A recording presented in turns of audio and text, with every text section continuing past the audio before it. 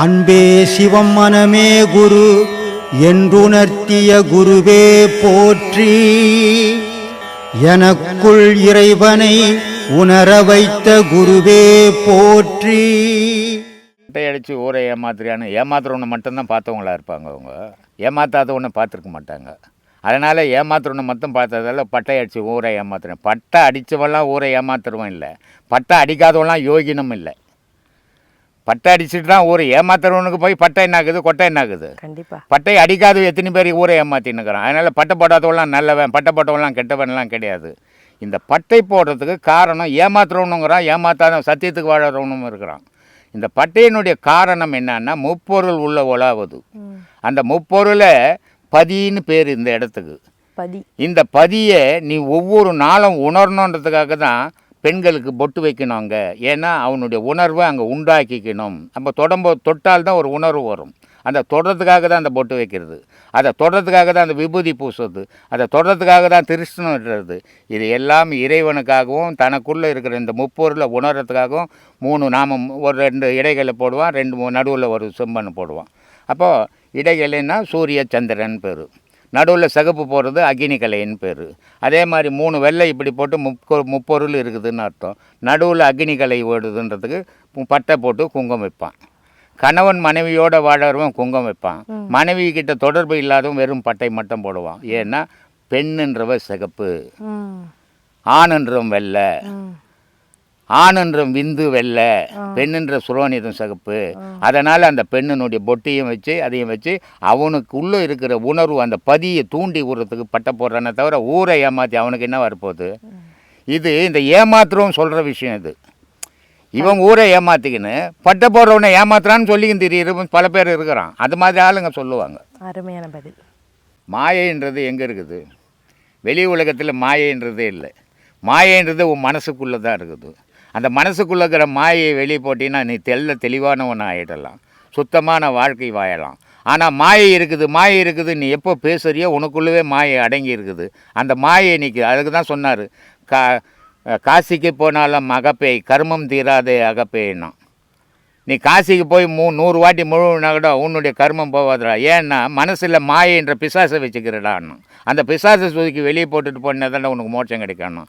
அப்போது மாயைன்றது வெளி உலகத்துலேயே இல்லை. வெளி உலகத்தில் இருந்தால் உனக்கு இருக்கிற மாயை இன்னொருத்தனுக்கு கோடீஸ்வரனுக்கு இருக்கும், உனக்கு இருக்கிற மாயை இன்னொருத்தனுக்கு இருக்கும். ஆனால் உனக்கு மட்டும் மாயை எப்படி வந்து உன் மனசுக்குள்ளவே இருக்குது, அது செயல் புரியுது. நீ மாயையே நம்பிக்கிற, தெய்வத்தை நம்பு, மாயை வெளியே போயிடும். அப்படி சும்மா இருந்து வேடிக்கை பார்த்துட்டு அவங்க போயிருந்தாங்கன்னா இன்றைக்கி கடவுள்னு ஒன்று சொல்கிறதுக்கு நீ இருந்திருக்க மாட்டேன். முதல்ல அவங்க சும்மா இல்லாமல் எல்லாத்தையும் தேடி அறிஞ்சு உணர்ந்து தெளிஞ்சு நமக்கு கொடுத்துருக்குறாங்க. இதை தான் நம்ம செய்துன்னு இருக்கிறோம். அவங்க இல்லைன்னா நமக்கு இது எதுவுமே தெரிஞ்சிருக்காது. அதனால் சித்தர்கள் மனிதர்கிட்ட உறவாடலை, ஆனால் தனித்து இருந்து இறைவனுக்கும் மக்களுக்கும் என்ன தொடர்புன்னு ஆராய்ஞ்சு அந்த உண்மைகளை தான் நமக்கு சொல்லி கோயில் குளங்கள்லாம் கட்டி வச்சுக்குது. இந்த கோவிலுக்கு போகிறதால சாமி என்ன கொடுப்பாருன்னா ஒன்றும் கொடுக்க மாட்டார். ஏழை போனாலும் ஏழையாக தான் வரணும், பணக்காரன் போனாலும் பணக்காரனாக தான் வரணும். ஆனால் அங்கே போய் வருவதால் அவனுக்கு ஒரு மன நிம்மதி, ஒரு மன நிறைவு. அப்போ மன நிம்மதியோடும் ஒரு மன நிறைவோடு வாழணும்னா கோவில் வேணும். அங்கே சாமி கொடுக்குதா வாங்குதான்ற பிரச்சனையே இல்லை. அதுக்காக சித்தர்கள் கட்டி வச்சான். இல்லைன்னா இவன் காட்டு மிராண்டி போய் மாதிரி ஆகியிருப்பான், ஆதி மனித மாதிரி இருந்திருப்பான். இதெல்லாம் வச்சு தொட்டு தான் மனிதனாகவே வாழ்ந்துன்னுக்கிறான் இன்னி உலகத்தில். ஆத்மானசாமி ஆத்மானசாமி இந்த ஒரு பாட்டு இருக்குது, இருக்கும் இடம் தேடி எங்கெங்கே அலைகின்றாய் ஞான தங்கமே அப்படின்னு சொல்லிட்டு பாட்டு இருக்குது. அப்போ இறைவன் எங்கே இருந்தால் இருக்கிறான், எப்படி இருக்கிறான், என்னவா இருக்கிறான், இதான் ஒரு கேள்வி. அந்த பாடலில் இருக்கும் இடத்தை விட்டு இல்லாத இடம் தேடி எங்கெங்கோ அலைகின்றார் ஞானத்தங்கமே அவர் ஏதும் அறியாதடி ஞானத்தங்கமே. அதுதான் இப்போ அந்த பாடலே அதான். தனக்குள்ளே இருக்கிற இந்த 2 பொருளை ஒவ்வொரு மனுஷனும் அறியாதனால மரணம்ன்றது உறுதியாகிட்டு இருக்குது. அப்போ தனக்குள்ளே உணரலைன்னா அவங்க எல்லாருக்கும் கண்டிப்பாக இந்த உலகம் வெளியே தீ மூட்டிடும். ஆனால் வாழும்போதே தனக்குள்ளே தீ மூட்டி அந்த தீயில ஒரு மனுஷன் அபியாசம் பண்ணான்னு சொன்னால் மரணம் இல்லாத ஒரு பேரின்ப வாசல் அவனுக்கு திறக்கும். அப்போ அந்த இருக்கும் இடம் எது அப்படின்னா அது ஒருத்தர் சொல்கிறார், நம்மளுடைய உயிரே எப்படி இருக்குது, அதோட அளவு என்ன? மேவிய சீவன் வடிவது சொல்லிடில். ஆத்மானுசம் இந்த உள்ளுக்குள்ளே இருக்கிற இந்த ஆன்மாவோடைய வடிவத்தை சொல்ல போகிறோம்பா. இங்கே உனக்குள்ள எல்லாருக்குள்ளேயும் ஆன்மா ஆன்மான்னு பேசுகிறோமே, இந்த ஆன்மாவோட உண்மையான வடிவம் என்னன்னு இப்போ நான் சொல்ல போகிறேன், எல்லாரும் கேளுங்க அப்படின்றார்.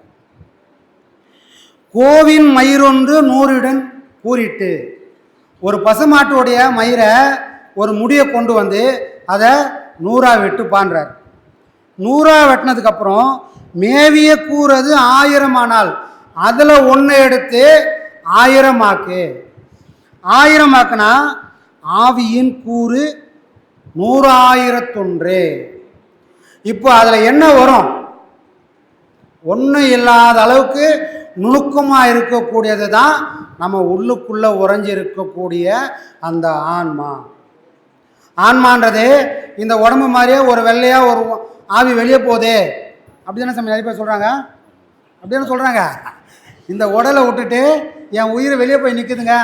எப்படி நிற்குதுப்பா அப்படின்னா, இதே மாதிரி தாங்க இட்லி குக்கர்லேருந்து வர மாதிரி ஆவி போய் தனியாக போய் நிற்குது அப்படின்றாங்க. ஆனால் இங்கே வந்து ஒருத்தர் சொல்கிறாரு, யார்? அருணாச்சல குருன்ற ஒருத்தர் சொல்கிறாரு, உள்ளுக்குள்ளே உறைஞ்சி இருக்கக்கூடிய இந்த ஆன்மாவோட உண்மையான சொரூபம் ஒரு பசுமாட்டோட முடியல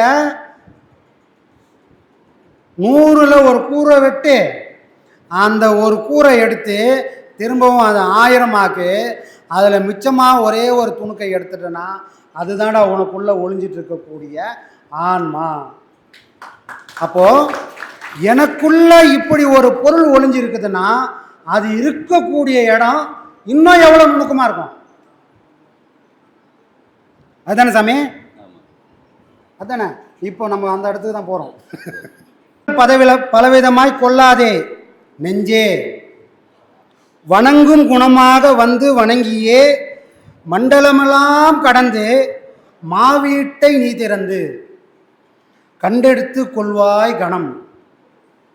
என்ன சொல்கிறார் புரியுங்களா? குணங்கள் பலவிதமாய் கொள்ளாதே. நீ உன் மனசில் 1000 வேஷங்கள் போட்டு இருக்கிற, 1000 வேஷங்களா நீ வாழணும்னு நினைக்காதப்பா. அந்த மாதிரி வாழ்ந்தனா அதுக்கு பேர் வாழ்க்கை இல்லை. ஒரு முடிவெடு, இதுதான் உண்மை, இதுதான் சத்தியம், இந்த சத்தியத்துக்காக நான் வாழ்வேன்னு ஏதாவது ஒரே ஒரு வேஷத்தை போடு. உலகத்தில் 1000 வேஷங்குது, 1000 வேஷம் போடலான்னு பார்த்தோன்னா ஊர் போய் சேர மாட்டோம். ஒரே ஒரு வேஷம், எது சத்தியமோ எது உண்மையோ அந்த வேஷத்தை நீ கை கொண்டு அந்த வேஷத்தை போடு. குணங்கள் பலவிதமாய் கொள்ளாதே நெஞ்சே, வணங்கும் குணமாக வந்து. வணங்கும் குணமாகனா இந்த உலகம் வணங்கக்கூடிய இந்த உலகம் மரியாதை யாருக்கு கொடுக்கும்? யார் யோகியமாக வாழறாங்களோ, யார் உத்தமனாக வாழறாங்களோ, யார் ஞான வழியில் போகிறாங்களோ அவங்கள ஒரு நாள் உலகம் வணங்கும். அந்த வணங்கக்கூடிய வேஷத்தை போட்டுக்கோ அப்படின்றார். வணங்கியே மண்டலமெல்லாம் கடந்து மாவீட்டை நீ திறந்து. மாவீடுன்னு என்னது? பெரிய வீடு ஒன்று தான். திருவிளையாடல சிவபெருமான கேட்பான், எப்பா நீ எங்கப்பா இருக்கிற? இந்த ஊர்லேயே பெரிய வீடு என் வீடு தான்ப்பா. ஓ, அவ்வளோ பெரிய வீடு எங்கே இருக்குது? இருக்கிறதே ஒரே ஒரு வீடு, மதுரை மீனாட்சி அம்மன் கோயில், அதை விட பெரிய வீடு எங்கே இருக்குது அப்படின்வாங்க.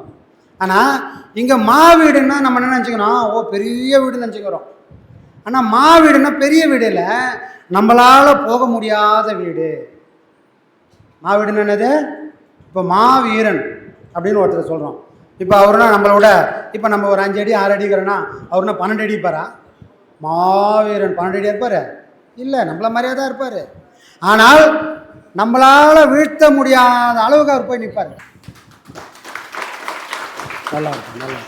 கைலாசநாதர் கோயில் இருக்குது, போயிருக்கீங்களா? யாராவது போயிருக்கீங்களா? கைலாசநாதர் கோயில் போயிருக்கீங்களா? போயிருக்கீங்க. அந்த கோயில் வந்து சுண்ணாம்பு போயிருக்கீங்களா? சந்தோஷம். சுண்ணாம்பு மணலால் கட்டி வச்சுருவோம், கல்லால் கூட கட்டி வச்சுக்க மாட்டாங்க. அது கட்டி ஒரு 1000 வருஷம் இருக்கும். இத்தனைக்கும் அது எல்லாமே ஓப்பன் பிளேஸில் இருக்கும். அது எதுவும் மண்டபம் போட்டு மூடியெல்லாம் இருக்காது. ஆனால் இவ்வளோ காலத்தையும் கடந்து அந்த கோயில் இருக்குது. வெறும் மணலும் சுண்ணாம்பை வச்சு கட்டி இந்த இவ்வளோ காலத்தை அது கடந்து இன்றைக்கி நிற்குது.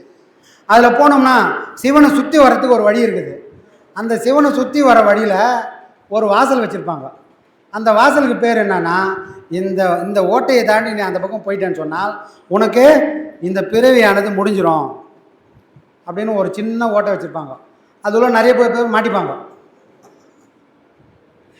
நிறைய பேர் போய் மாட்டுவேன். ஏன்னா அந்த ஓட்டையில் போகிற அளவுக்கு இங்கே நம்ம உடம்பு இல்லை. அதனால் பல பேரால் அந்த ஓட்டைக்குள்ளே போகவே முடியாது. அப்போ நம்மளால் போக முடியல அப்படின்னா அதுதான் மாவீடு. நம்ம 9 வாசலில் தேடி தேடி ஈஸியாக போயிட்டு வந்துடுறோம். ஆனால் ஒரு வாசலுக்கு கடைசி வரைக்கும் இந்த மூச்சு காற்று போய் சேரவே முடியலன்னா அந்த வீடு தான் மாவீடு. அதுதான் இருக்கும் இடத்தை விட்டு இல்லாத இடம் தேடி 9 வாசலில் தெரியும். இந்த 9 வாசல்லையும் இறைவன் இல்லை, அவன் இருக்கக்கூடிய இடத்துக்கு நம்ம போகிறதும் இல்லை. அந்த வீட்டுக்கு பேர் என்னது? மாவீடு. யாரும் போக முடியாத இடம். அதை நீ என்ன பண்ணோம்? மாவீட்டை நீ திறந்து கண்டெடுத்து கொள்வாய், ஒரு கணத்தில் நிகழும் அந்த இடம். உன்னை நீ கண்டுபிடிச்சிருவ. அந்த இடத்த நீ போய் வீட்டை திறந்துட்டேன்னு சொன்னால் ஒரே ஒரு கணத்தில் யாரை பார்த்துருவ? யாரை சாமி பார்த்துருவோம்? நம்மளையே நாம் பார்த்துருவோம். அப்போ நம்ம போகக்கூடிய பாதை எவ்வளோ நுணுக்கமான பாதைன்னு பாருங்கள். அப்போ அந்த பாதையில் நாம் அவ்வளோ நுணுக்கமான இடத்துக்கு போனோம்னு சொன்னால் இப்போ போயிட்டு இருக்க இந்த மூச்சு அங்கே போகுமா? போகுமா? இப்போ நம்ம என்ன பண்ணுறோம்? தாம்பு கயிறு மாதிரி மூச்சு விட்றோம். கனகனமாக விட்றோம் மூச்சை, 12 அங்குலம் விட்றோம். அப்போது இந்த இவ்வளோ பெரிய மூச்சு கைலாசநாதர் கோயில் போனால் உள்ளே போகாத மாதிரி இவ்வளோ பெரிய மூச்சு அந்த வாசலை திறக்காது, அந்த வாசலையும் தாண்டி போகாது. அப்போ நான் என்ன பண்ணோம்? சதா இந்த மூச்சை ஓட்டி ஓட்டி ஓட்டி அதை செதுக்கினே இருக்கணும். செதுக்கி செதுக்கி செதுக்கி தாம்பு கயிறு மாதிரி இந்த மூச்சு ஒரு நூலாக மாறணும். ஏன்னா அங்கே அதுக்கான வீடு அவ்வளோதான் இருக்குது, அந்த இடம் அவ்வளோதான் இருக்குது. அப்போ நம்ம மூச்சு இவ்வளோ சன்னமாகணும்னா இன்னும் நம்ம எவ்வளோ காலம் போராட வேண்டியது இருக்குது பார்க்கணும். சாமி பாடம் வாங்கிட்டேன் சாமி, எல்லா பாடமும் எப்போ சாமி அப்படின்னா யாருக்குமே கேரண்டியே கிடையாது. இது நாளைக்கே கூட நடந்துடும், இல்லை 40 வருஷம் கூட ஆகும். என்னைக்கு என் மனம் பக்குவம் அடையுதோ அந்த ஒரு நொடி மூச்சு இந்த நூலாக மாறி நிற்கும். அது வரைக்கும் இந்த மூச்சு தாம்பு கயிறு மாதிரியே தான் நிற்கும். அப்போ நம்ம செய்ய வேண்டியது என்ன? இந்த மனசை அலைய விடாமல் இந்த மனசை பக்குவத்தில் வச்சுக்கினா இந்த பக்குவத்துக்கு ஏற்ற மாதிரி மூச்சோட அளவை செதுக்கினே போகும். மனப்பக்குவம் இல்லாத பாடம் பண்ணுற யாருக்கும் மூச்சு இந்த நிலையை எட்டி பிடிக்க வாய்ப்பே கிடையாது. அப்போ வெறும் பாடம் பண்ணவங்களும் ஊர் போய் சேருவாங்களான்னா யாரும் ஊர் போய் சேர மாட்டாங்க. மனப்பக்குவத்தோடு யாரெல்லாம் பாடம் பண்ணுறாங்களோ அவங்களுக்கு மட்டுமே இது சாத்தியம்.